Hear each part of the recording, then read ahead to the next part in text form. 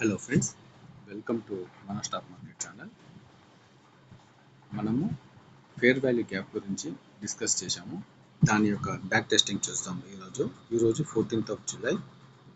ఓకేనా ఫ్రెండ్స్, ఇది coal India chart. ఇక్కడ 110కి మధ్యాహ్నం 110కి ఇక్కడ ఒక ఫేర్ వాల్యూ గ్యాప్ అయితే ఐడెంటిఫై అయింది.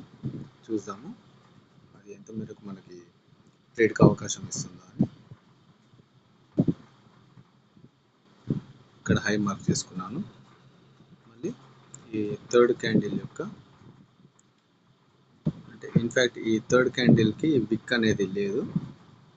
ఓకేనా ఫ్రెండ్స్,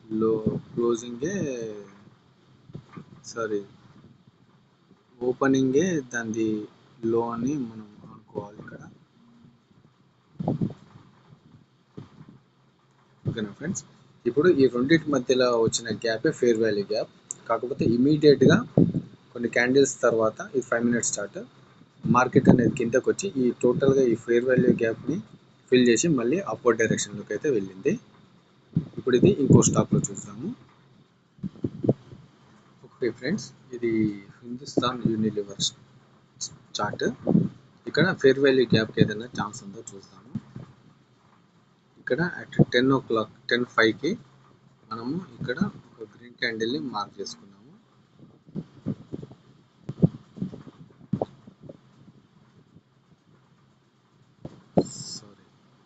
10:05కి ఒక గ్రీన్ క్యాండిల్ అయితే